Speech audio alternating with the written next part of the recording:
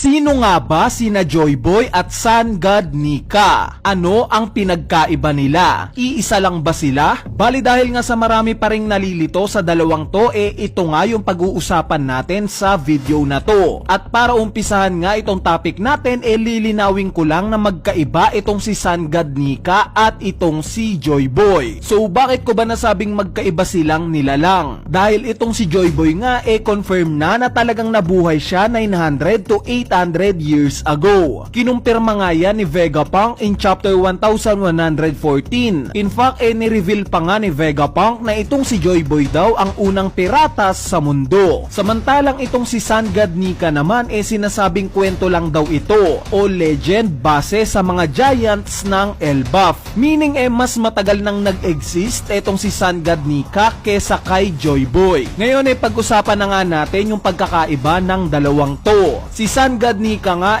una nating nakilala during Wano Arc, specifically in chapter 1118, kung saan inintroduce nga siya sa atin ni Husu. Nung time nga na hindi na protektahan ni Husu itong Devil Fruit na Hito-Hito no Mi model Nika mula kay Shanks, pinatawan nga siya ng world government ng kaparusahan, which is kinulong nga daw siya sa Merijoa. At during this time daw may narinig siyang kwento mula sa mga guard patungkol sa legend ng Sun God Nika, kung saan ito daw isang legendary figure na magliligtas sa mga slaves at magbibigay ng ngiti sa mga tao. Pagtapos nga daw marinig ni Husu itong kwento na to, napansin niya na bigla na lang daw nawala yung guard na nagkwento neto. Kaya naman napagtanto nga daw niya na itong impormasyon na to ayaw ipagkalat ng world government, at dito na nga siya nag-decide na tumakas. Sumunod nga nating narinig na pinag-uusapan itong Sun God Nika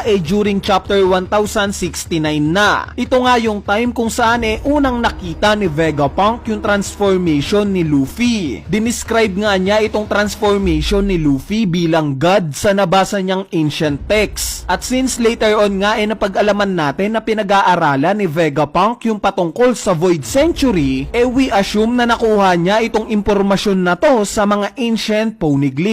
At lastly, during chapter 1111 nga nakita nating nagulat ang mga giants na sila Brogy at Dory nung makita nila yung itsura ni Luffy na naka Gear 5. Nagtataka nga sila kung bakit kamukha daw ni Luffy yung Sun God na wini-worship nila sa Elbaf. So sa kwento nga na to nila Husu, Vegapunk at ng mga giants, nai-interpret ko nga itong Sun God Nika as literal na God noong unang panahon. Walang nakakapagpatunay na totoo ito. Bigla na lang itong